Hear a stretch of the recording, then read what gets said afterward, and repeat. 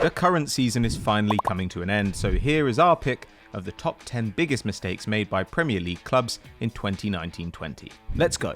10. Aubameyang's contract. The FA Cup aside, Arsenal have endured a difficult season. Unai Emery was sacked, record signing Pepe has failed to ignite, and the club has been troubled with issues of internal dissent. But perhaps their biggest mistake was not tying Pierre Emerick-Aubameyang to a new deal at the start of the campaign. The Gabonese forward's contract is scheduled to expire in the summer of 2021, and Arsenal have struggled to convince him to extend. That's because, for all Aubameyang's brilliance, he is yet to claim any silverware in North London. Having just turned 31, it's unsurprising the former Borussia Dortmund star is apparently keen to join a title-winning outfit while he can. As a result, the entire season has been dominated by the story of what he will do next. It may not have affected his performances, netting 23 times in all competitions to date, but the uncertainty over their biggest star's future has undoubtedly infected squad morale. The fact it took dangerously long for 18-year-old Bukayo Saka to sign a contract extension is a prime example. Aubameyang has reportedly named his price to stay, roughly $250k per week, and considering their strange transfer policy in recent years, Arsenal would be silly not to accept. It would at least improve the spirit around the Emirates heading into the 2020-21 season. 9. Doubting Bruno Fernandes. The pick of the January transfers is without doubt Manchester United's £50 million acquisition of Bruno Fernandes. The Portuguese playmaker has been a revelation at Old Trafford, scoring 6 and assisting 5 in a mere 9 games. The only concern for Red Devils fans is why Bruno wasn't playing for them earlier, as United had a number of chances to make that happen. The 25-year-old has been a constant standout performer in Liga NOS, registering a ridiculous 67 goal involvements during 2.5 years for Sporting CP. As a result, his name was never too far from the gossip columns, with United and Tottenham both chasing his signature. Many assumed a deal would be reached last summer, but despite his jaw-dropping numbers, Manchester United remained unconvinced. According to reports, the club scouts had issues with his ball retention ability and were reluctant to sanction a big money move. It took another quality 6 months for United to finally get their act together, and what a signing he has proved to be. Their hunt for Champions League football this season would have surely been less stressful had Bruno been with them from the start.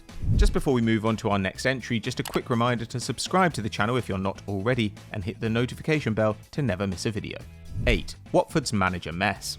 If Watford are ultimately relegated, the blame will lie entirely on a crazy start to the season that saw them on their third manager by Christmas. The first of all was Javi Gracia. Just 4 months after leading the Hornets to their first FA Cup final in 35 years, the Spaniard was fired by the Pozzo family, having claimed just a single point from their opening 4 games in 2019-20. In his place arrived Quique Sanchez Flores, back at Vicarage Road 3 years after his own controversial dismissal from the club. But the happy reunion quickly turned sour. Flores managed a single win and 4 draws in the next 10 games, and for the second time in his career was sent packing from Hertfordshire. Nigel Pearson inherited a side that looked destined for the drop, but the gritty Englishman has worked wonders, claiming points in every other game to drag Watford from the relegation zone. But even that hasn't been enough to secure him a long-term future at the club, with the owners firing him in an astonishing move with just 2 games left to play.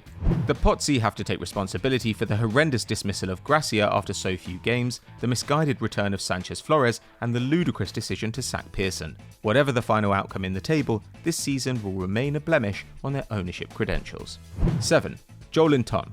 When Steve Bruce was announced as the new Newcastle manager, everyone was quick to deride the Magpies as relegation favourites. But much to the Englishman's credit, Newcastle have enjoyed a solid, if not spectacular, campaign, easing to mid-table safety.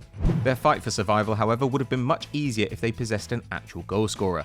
Controversial owner Mike Ashley surprised everyone back in July 2019 by dropping £40 million on former Hoffenheim striker Joelinton, smashing the club's record transfer by over £17 million after apparently developing an obsession with the Brazilian.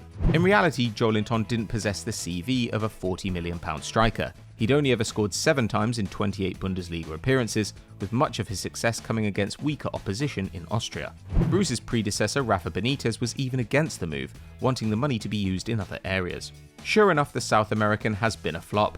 He's found the net just twice despite starting 32 league games and takes a dismal 1.6 shots per match. As a result, only Bournemouth and Norwich City have scored fewer than Newcastle, whose top scorer is Jonjo Shelvey on 6 goals. Mike Ashley may have thought spending big would silence some of his critics, but on this occasion, it only made things worse. 6. David Moyes.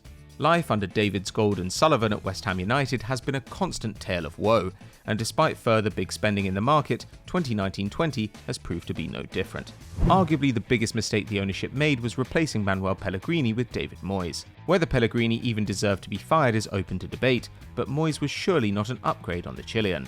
The Scot did manage to save West Ham back in 2017-18 and returned, citing his infamous 42% win rate as a Premier League manager as evidence of his ability. 2 wins in his first 2 games suggested the Scot was back to his best, but since then there's been little to cheer about in East London. By the 8th of July, the Hammers had only won 3 times in the league since January, and it took pressure from the fans for Moyes to start playing Michail Antonio more regularly, while he's also struggled to get the best from expensive signings like Pablo Fornals and star player Felipe Anderson. In the end, Antonio has been their greatest lifeline in recent games, with his 5 goals helping the club to vital victories over Norwich City and Watford, points which should be enough to see them through. Regardless of whether West Ham survive, it looks almost certain that the Glaswegian will be looking for a new club next year. 5. Leicester Line-Ups. Leicester City have been a constant presence in the top 4 all season, thanks to a stunning run back in 2019 that saw them win 13 of their opening 20 games. Part of the success in this period was down to Brendan Rodger's consistent team selections. The back 4 rarely changed, while Ndidi, Maddison and Tielemans provided a familiar core to the side with Vardy up top. However, since football returned from the shutdown, the Northern Irishman has constantly tinkered with his lineup. He's yet to field the same starting 11 in any of the Fox's 8 Premier League games, and has even changed from his trusted 4-1-4-1 to a 3-5-2 on occasion. While he hasn't been very lucky with injuries, the 2-1 defeat away at Everton would have been particularly frustrating for Leicester fans, as Maddison and Ayoze Perez were unnecessarily relegated to the bench, only to come on at half-time. Rodgers even admitted to making selection mistakes earlier in the season, when he left out an in-form Hamza Chowdhury for a League Cup clash against Aston Villa. But it appears he hasn't learned the error of his ways. If Leicester City end up missing out on Champions League football, then Rodgers and his confusing selection policy should be where the blame lies. 4. Keeping Eddie Howe. It pains us to write this, but one has to wonder why Bournemouth persevered with Eddie Howe as they stared down the barrel of relegation. In the 42-year-old's defence, many of Bournemouth's mistakes were made in the transfer market. Over the past few years, a number of expensive signings like Jordan Ibe and Dominic Solanke have been a total disaster. With little resale value in their acquisitions, the Minnows have actually managed the 12th highest net spend in Europe, with outgoings of £151 million. For context, that's more than Liverpool. As a result, Howe has constantly had to rely on the stalwarts and regulars that helped stabilise Bournemouth in the top division. But it appears this campaign, his magic touch, has finally deserted him. Only Villa and Norwich City have conceded more than the Cherries, while the late flurry of results that has saved them in previous seasons has been nowhere to be seen. With the squad no longer reacting to his tactics and methods, a change would have represented the only possibility of survival. It's fair to argue that after 8 years at the helm, Howe deserved to see out the season, and he will always be held in the highest regard on the South Coast.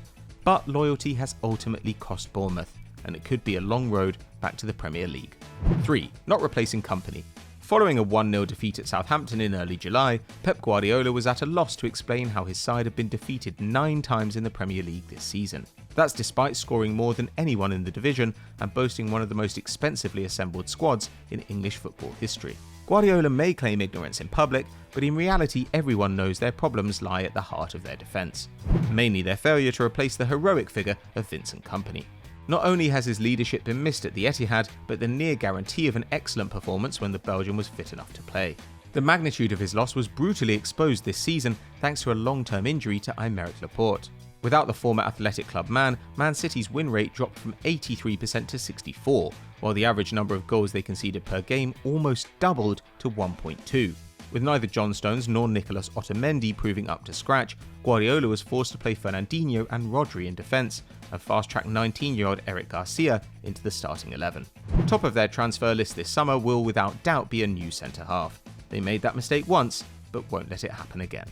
2. Crazy Villa spending. After Fulham perfected the blueprint of what not to do when you get promoted, you would have thought any new side to the Premier League would have taken notice, but apparently not Aston Villa. The Villains decided to trump the Cottagers' £104 million expenditure in 2018-19 by splashing a massive £143 million in the market. 16 players have arrived at Villa Park, giving Dean Smith an almost brand new starting 11. Many of the heroes who guided Villa to promotion were moved on, with only a handful of stars including John McGinn and Jack Grealish maintaining their place on the field. Unsurprisingly, the result has been near catastrophic for the West Midlands club. Dean Smith has been forced to use 28 different players, including 4 different keepers, as he struggled to find balance and success. Tottenham and Arsenal may have used one more each, but their squad was far more familiar, and top signing Vesely has been a flop with just 5 goals for Villa, while only Grealish has truly looked the part all season. Villa now look set for another painful relegation, which will be difficult for the club to swallow both on and off the pitch. Leeds and West Brom fans will just have to pray their clubs don't make the same mistake next season. 1. Mourinho's return.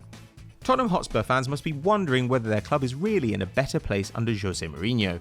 The North Londoners went into mourning back in November 2019 when the hugely popular figure of Mauricio Pochettino was dismissed by Daniel Levy. The Lily Whites may have been languishing in 14th, but the Argentine had managed the club through one of their greatest periods in their modern history. The surprise of Mourinho as his replacement was superseded by the decision to hand him a bumper £15 million a year contract, almost double that of his predecessor, and an uncharacteristic move by the normally frugal ownership. The Portuguese legend was adamant that he had learned the error of his ways, but so far it has been more of the same from the former Chelsea boss.